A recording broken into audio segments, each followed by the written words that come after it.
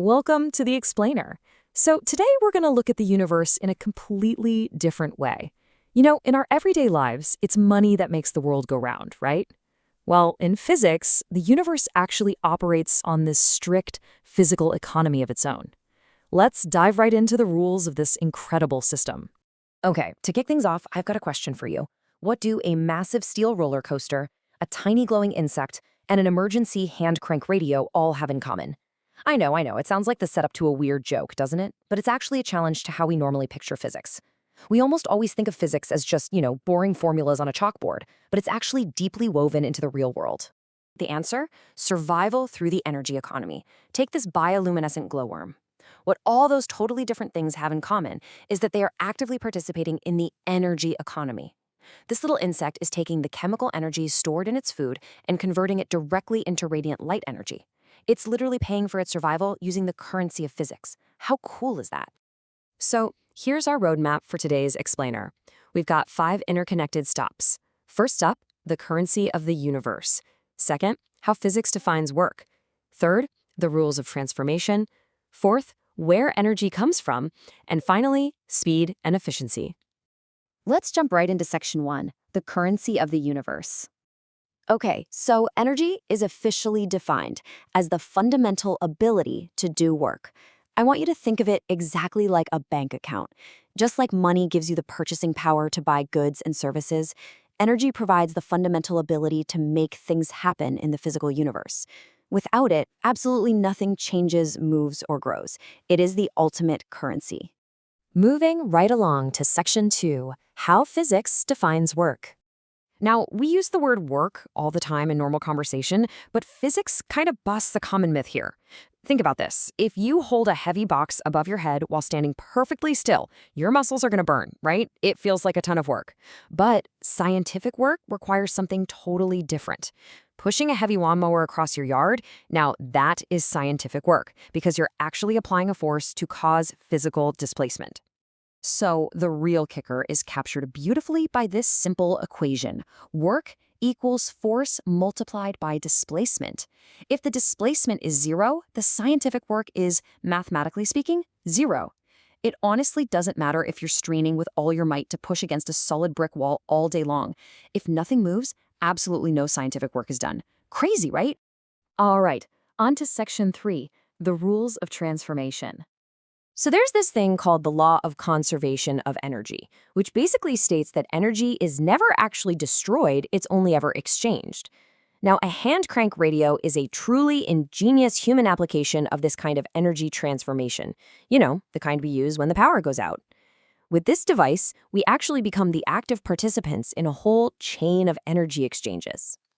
Let's actually trace the exact steps of this physical transaction. Step 1, you eat a meal, right? That stores chemical energy in your body. Step 2, you use your muscles to turn the crank on the radio, converting that stored energy into the kinetic energy of motion. Step 3, a little generator inside transforms that movement into electrical energy. And finally, step 4, the radio converts that electricity into sound waves. So mathematically speaking, your breakfast literally transforms into the sound of an emergency broadcast. It's like a giant puzzle fitting perfectly together. That brings us to section 4. Where energy comes from. Okay, so we've seen how to spend and exchange energy locally on a small scale, but where do we actually extract our massive global stores of this currency? Well, when we categorize our planet's power sources, we usually sort them pretty neatly into renewable sources, like biofuel and wind, and non-renewable sources, like coal and oil. But let's look a little bit deeper than that. Because here is a genuinely mind-blowing fact. Whether you look at renewable biofuels or non-renewable fossil fuels, you are essentially just looking at stored sunlight. Think about it. Plants captured solar energy, and over millions of years, some of them became fossil fuels. Even wind power is ultimately driven by the sun heating up the Earth's atmosphere. So in almost every single case, we're basically just burning ancient sunlight. And understanding that really puts our human impact into perspective. Just look at our radically different approaches to capturing that energy. You have a traditional farmhouse utilizing passive solar design to quietly capture the sun's direct heat versus the massive, sprawling industrial scale of the oil sands, representing this highly complex resource extraction just to access that buried solar energy. It's pretty stark comparison of our methods, wouldn't you say? All right, our final stop, section 5, speed and efficiency. Now it's time to look at exactly how fast we're spending this physical currency, and honestly, the shocking amount of it we waste in the process. First off, let's define power. If energy is your total bank account balance, power is the speed or the rate at which you spend it, and that's measured in watts. So a motor that does a specific amount of work in 1 second is way more powerful than a motor taking 2 seconds to do that exact same work. To really put that into perspective, just look at this astonishing number, 400,000 watts. When a professional baseball player swings a bat and connects with the ball, they deliver an explosive 400,000 watts of power. Because that energy transfer happens in less than a single millisecond, the power output is absolutely massive, even if the total amount of energy used is relatively small. But hey, speed isn't everything, right? We also measure waste, and we call that efficiency, which is basically the ratio of useful energy output compared to the total energy input. And because we know energy never just disappears, what exactly happens when a machine isn't 100% efficient? Well, it sets up a pretty harsh reality check that lost energy simply transforms into waste, and usually that waste is just unwanted heat. Let's take an old-school incandescent light bulb, for example. Only a measly 5% of the energy goes into producing useful light.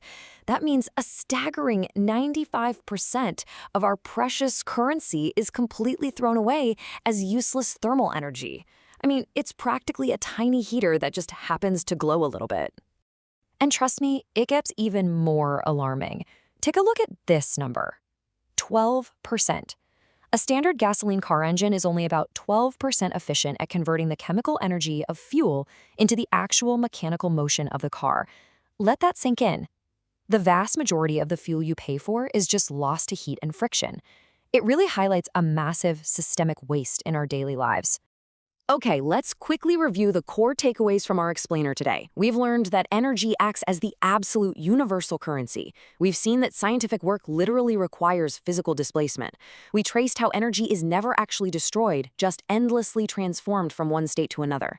We learned that power measures the sheer speed of spending that energy. And finally, that calculating efficiency reveals the staggering amount of energy we waste every single day. Before we wrap up, I want to leave you with this provocative thought. Has understanding these fundamental rules of energy changed your opinion about modern environmental issues?